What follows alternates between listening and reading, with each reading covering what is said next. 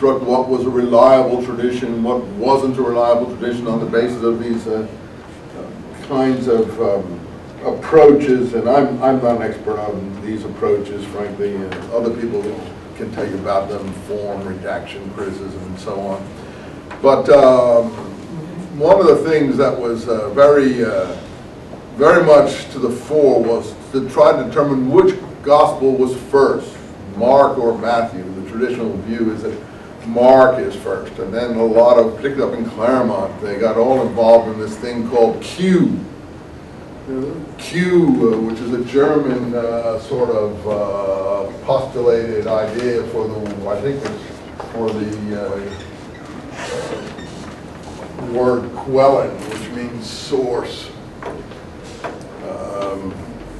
I don't even know what language it's in. Is it German, Latin, Greek? I'm not even sure. Maybe one of you guys can tell me.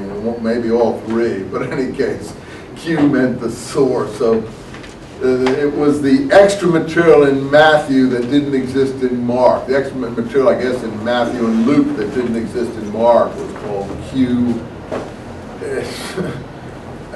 As if all this could be, developed into some final format for how the Gospels were put together and developed. My view is that the interrelationships between the Gospels are far more complicated than that.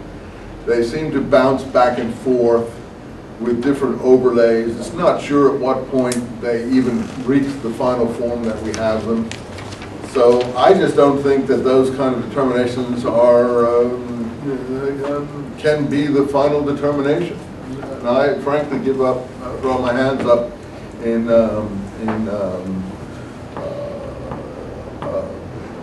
failure, if you want, or dismay, or inability to make such a determination, because I think that the relationships are too complicated, and there's no way to tell which came first, which came second, which came third, or vice versa. And as I think I'll show you, I can show you through given words that the relationships are very odd indeed. And as I said, we don't even know when they reached the form we have them. John is supposedly, there's some copy of John, I think, found either in scrap piles in Egypt or in Sinai or someplace that's supposed to date from around 120. That could be. But if you look at a person called Justin Martyr, an early Christian theologian from the 2nd century, who was, according to his name, Martyr. He's mid-100s someplace, and he's from Asia Minor someplace. Justin Martyr, he writes a thing called, I think it's Dialogue with Trypho, I think it is. Anyway, he's attacking this Jewish rabbi figure that he has met in Asia Minor, and they're arguing over different things. He doesn't have the Gospels in the form we have them, and this is the mid-2nd century, and he's a theologian. He has something called the Memoirs of the Apostles, he calls it. He says he calls it the Memoirs of the Apostles. It's a single document called the Memoirs of the Apostles, but it's not the Gospels.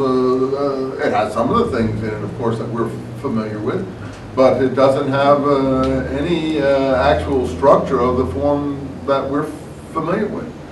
So how come in the mid-100s does someone who's supposed to be in the forefront of Christian theology, how come he doesn't know the Gospels that we have? And I don't even think he shows any indication of knowing John at all.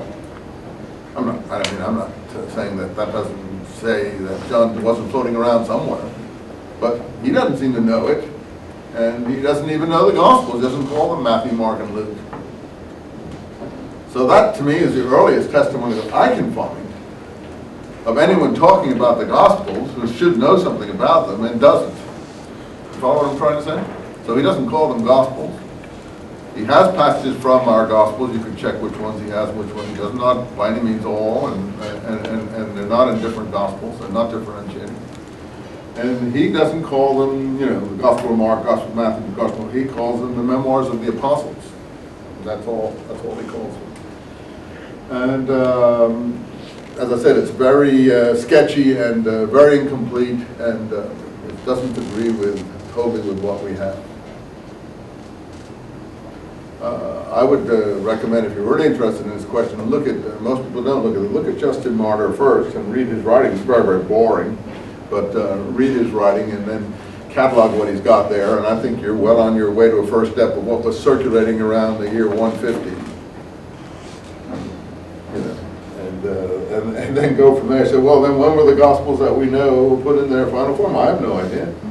But certainly, it wasn't even at the Council of Nicaea in 325. They were just debating these things. I think it was not till the end of the 300s that the final form of what we now know as the four Gospels were in their form. That doesn't mean they weren't circulating earlier in different forms, but there's also lots of apocryphal Gospels circulating earlier.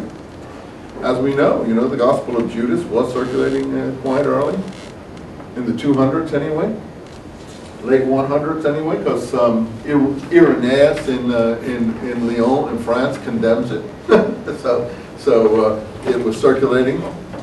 And maybe because Irenaeus in Lyon in France condemns it, is one of the reasons it disappeared. Who knows? I have no idea how and why these things circulated and developed and so on.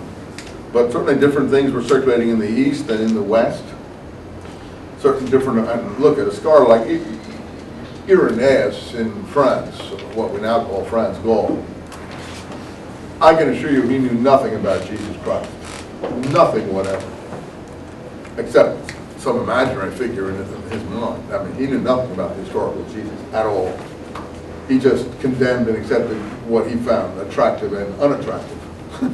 It wasn't something that was based on any historical perception. And he was a very, aggressive personality, as many of the early church fathers were. The Eastern ones are less aggressive. The Western ones. Eusebius came from the East, but he went west with Constantine, and he's, as I said, is particularly aggressive. He organized the Council of Nicaea for Constantine. He basically brought Constantine into the church. He was Eastern, though, in the sense he came from Palestine, Caesarea, but he was a Greek background from Caesarea, and he was very bigoted person. He had, as I said, no love or charity in him whatsoever. I'm not trying to undermine anything about the charity doctrine. I'm just trying to state a fact. So if you are